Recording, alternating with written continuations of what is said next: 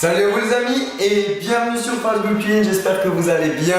Aujourd'hui on se retrouve pour une recette un petit peu spéciale. Il y a 3 ans, je vous ai montré comment faire des tucs. Aujourd'hui, on va faire un tuc mais en version XXL. Regardez-moi ça les amis. On va faire ça ensemble, c'est parti, place à la recette. Alors pour la recette, il vous faudra de la farine, un jaune d'œuf, du beurre et du parmesan et le détail est en bas en description. Alors première étape, dans la farine, on va ajouter le beurre pommade. Donc c'est un beurre classique qu'on a laissé à température ambiante, donc il est un peu mou. Et là on va travailler le beurre et la farine. Ensuite on va ajouter le parmesan. Et on va bien mélanger. Et ensuite, on ajoute le jaune. Et on termine jusqu'à l'obtention d'une pâte. Du coup, une fois que vous commencez à avoir une pâte qui se forme, on va la travailler un petit peu sur une planche. Et ensuite, une fois qu'on a une belle boule de pâte, on va la filmer et on va la laisser reposer au frigo pendant 20 minutes. Une fois que la pâte a été au frigo, on va mettre une feuille de papier sulfurisé et on va étaler la pâte. Alors maintenant qu'on a étalé la pâte, on va donner la forme au tuc. Donc on va couper un rectangle.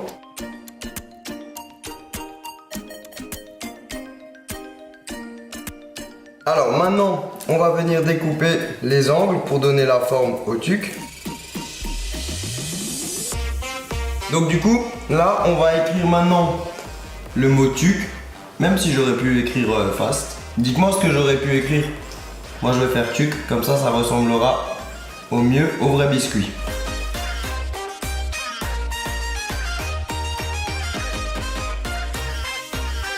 Et dernière étape, à l'aide d'un pinceau, on va encore rajouter quelques trous pour avoir vraiment un effet de biscuit tuc. Dans un four préchauffé à 180 degrés, on va venir faire cuire le tuc pendant 10 minutes.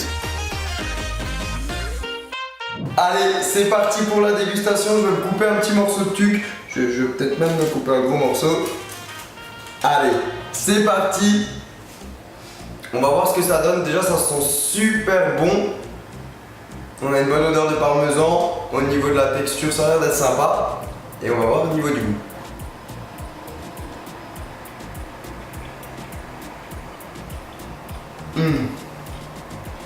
Oh, c'est un truc de fou, c'est trop beau.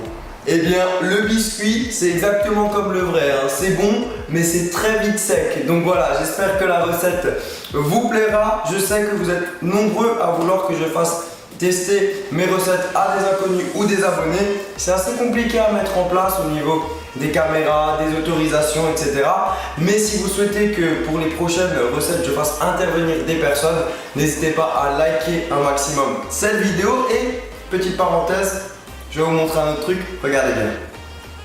Et oui, je vais faire partie de ce fameux projet, donc je ne sais pas si vous êtes au courant, mais il y a des potes youtubeurs qui sortent une BD qui parodie l'univers de YouTube, façon un petit peu médiévale. Si vous voulez précommander ou participer à ce projet, je vous mets un lien en description. En tout cas voilà, je suis vraiment content d'avoir mon personnage dans la BD, je le trouve vraiment cool.